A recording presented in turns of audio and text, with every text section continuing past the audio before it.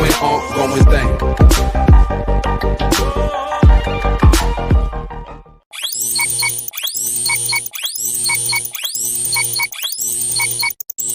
Bismillahirrahmanirrahim. Assalamualaikum warahmatullahi wabarakatuh. Perkenalkan, nama saya Tiasa Fitriani. Saya mahasiswa dari jurusan Agroteknologi Universitas Lampung. Di sini saya akan mempresentasikan mengenai proposal penelitian saya yang berjudul Perbedaan klon dan teknik grafting terhadap laju pertumbuhan grafting tanaman ubi kayu atau Manihot esculenta crans. Selamat menyaksikan. Untuk yang pertama yaitu pendahuluan. Hal yang melatar belakangi penelitian ini adalah yang pertama, potensi ubi kayu. Ubi kayu merupakan komoditas unggulan yang ada di Provinsi Lampung. Ubi kayu mengandung karbohidrat 40% lebih tinggi dibandingkan beras dan 25% lebih tinggi dibandingkan jagung. Kandungan karbohidrat yang tinggi pada ubi kayu sering digunakan sebagai pengganti makanan pokok yaitu beras. Selain itu, ubi kayu juga digunakan sebagai bahan baku industri baik pangan maupun non-pangan. Berdasarkan data Badan Pusat Statistik pada tahun 2020, produksi ubi kayu di Provinsi Lampung pada tahun 2015 mencapai 7.387.084 ton. Kemudian, Jawa Tengah sebesar 3.571.594 ton dan Jawa Timur sebesar 3.161.573 ton. Dari data tersebut, dapat disimpulkan bahwa Lampung merupakan produsen terbesar ubi kayu yang ada di Indonesia. Seiring bertambahnya jumlah penduduk setiap tahunnya, produksi ubi kayu yang dicapai belum cukup untuk memenuhi kebutuhan bahan baku industri dalam negeri. Untuk memenuhi kebutuhan tersebut, perlu adanya peningkatan produktivitas ubi kayu dengan cara penggunaan benih bermutu dari varietas unggul.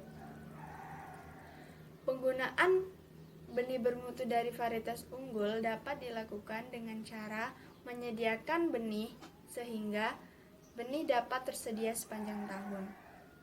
Penyediaan benih dapat dilakukan dengan cara perbanyakan vegetatif dengan grafting.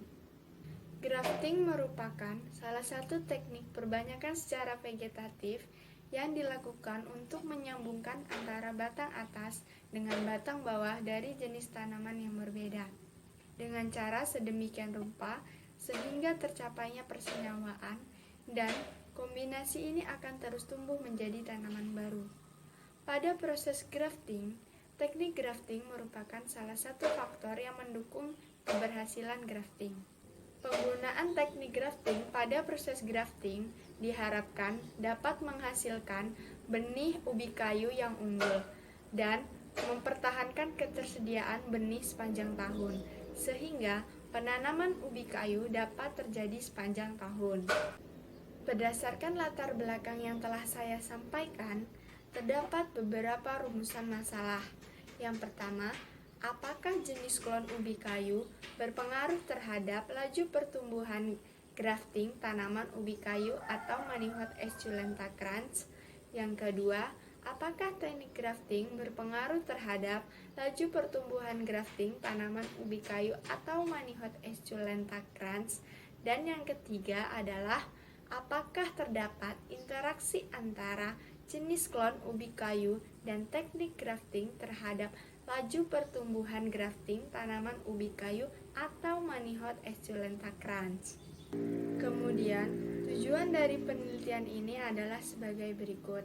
Yang pertama, mengetahui pengaruh klon ubi kayu terhadap laju pertumbuhan grafting tanaman ubi kayu atau Manihot esculenta crans. Yang kedua, mengetahui pengaruh teknik grafting terhadap laju pertumbuhan grafting tanaman ubi kayu atau Manihot esculenta crans.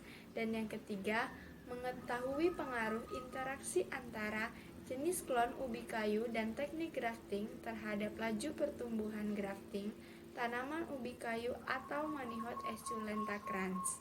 Kerangka pemikiran pada penelitian ini yaitu rendahnya plasma nutfah ubi kayu yang menyebabkan kurangnya ketersediaan benih unggul ubi kayu, sehingga perlu adanya perbanyakan secara vegetatif dengan cara grafting menggunakan jenis klon dan teknik grafting. Teknik grafting merupakan salah satu faktor yang mendukung dalam keberhasilan grafting. Pada penelitian ini, jenis klon yang digunakan yaitu UJ3, Manggu, dan UJ5. Sedangkan untuk teknik grafting yang digunakan yaitu menggunakan teknik sambung pucuk celah dan teknik sambung miring. Teknik sambung pucuk celah dan teknik sambung miring memiliki keunggulan yaitu persentase bibit yang jadi tinggi, sehingga dapat meningkatkan ketersediaan benih bermutu dan berkualitas unggul dari varietas unggul ubi kayu. Dan oleh karena itu dapat mempertahankan ketersediaan benih ubi kayu sepanjang tahun. Kemudian, hipotesis pada penelitian ini adalah yang pertama, terdapat jenis klon terbaik dalam meningkatkan laju pertumbuhan grafting tanaman ubi kayu atau Manihot esculenta crans. Dan yang kedua, terdapat teknik grafting terbaik dalam meningkatkan laju pertumbuhan grafting tanaman ubi kayu atau Manihot esculenta crans. Dan yang ketiga, terdapat pengaruh interaksi antara jenis klon ubi kayu dan teknik grafting terhadap laju pertumbuhan grafting tanaman ubi kayu atau Manihot esculenta crans.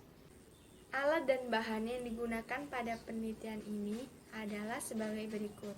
Alat yang digunakan adalah pisau atau cutter, kantong plastik bening, tali rafia, gunting, spidol, label, koran, meteran, jangka sorong, kalkulator, penggaris, buku catatan, dan kamera. Sedangkan untuk bahan yang digunakan pada penelitian ini adalah yang pertama, klon ubi kayu UJ3, Manggu, dan UJ5 sebagai batang atas, dan tanaman singkong karet sebagai batang bawah. Untuk metode penelitian yang digunakan pada penelitian ini yaitu penelitian ini dilakukan dengan menggunakan rancangan acak kelompok atau RAK yang disusun berdasarkan dua faktor. Terdapat 6 kombinasi perlakuan dengan masing-masing 4 ulangan sehingga diperoleh 24 satuan percobaan. Faktor 1 adalah jenis klon atau K yang terdiri dari 3 taraf, yaitu klon UJ3 sebagai K1, klon Manggu sebagai K2, dan klon UJ5 sebagai K3. Sedangkan faktor 2 adalah teknik grafting atau T yang terdiri dari 2 taraf, yaitu teknik sambung pucuk celah sebagai T1 dan teknik sambung miring sebagai T2. Analisis data yang digunakan pada penelitian ini adalah data yang diperoleh, dianalisis dan diolah dengan menggunakan software SAS System Windows untuk analisis nilai tengah atau mean serta standar error. Kemudian, untuk homogenitas data diuji dengan menggunakan uji Bartlett, sedangkan untuk aditivitas data diuji dengan menggunakan uji Tukey. Jika analisis seragam telah memenuhi asumsi atau uji Bartlett dan uji Tukey, maka dilanjutkan dengan uji beda nyata terkecil atau BNT pada taraf nyata 5%. Untuk pelaksanaan penelitian, yang pertama yaitu pemilihan batang bawah atau rootstock. Batang bawah yang digunakan adalah batang tanaman singkong karet yang memiliki ciri-ciri batang bawah tanaman singkong karet yang digunakan yaitu sudah berumur 1-2 bulan.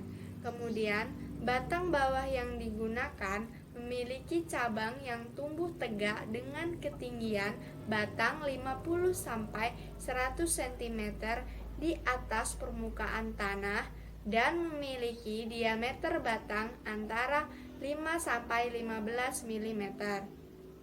Yang kedua yaitu pemilihan batang atas. Batang atas yang digunakan untuk sambungan berasal dari batang pohon induk Ciri-ciri pohon induk yang digunakan yaitu memiliki pertumbuhan yang baik, memiliki batang yang lurus dan tinggi, serta terbebas dari serangan hama dan penyakit. Untuk yang ketiga yaitu pelaksanaan grafting.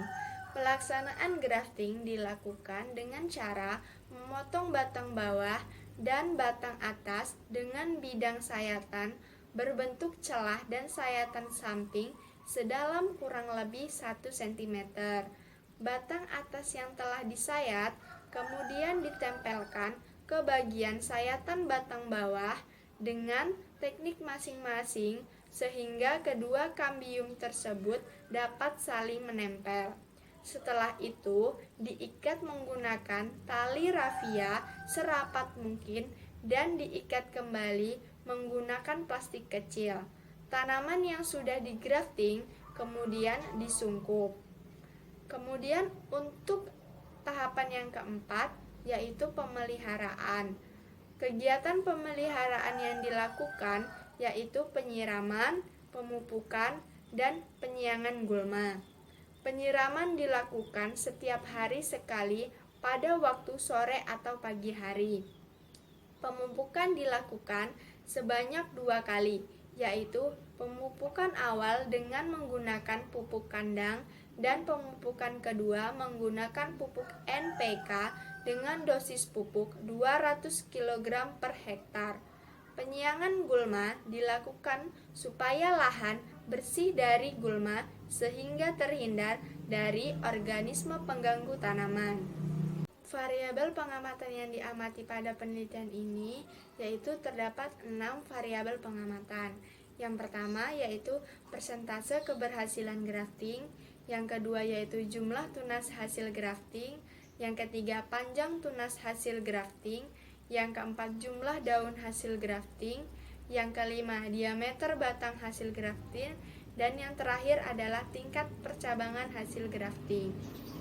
Sekian presentasi yang dapat saya sampaikan mengenai proposal penelitian saya.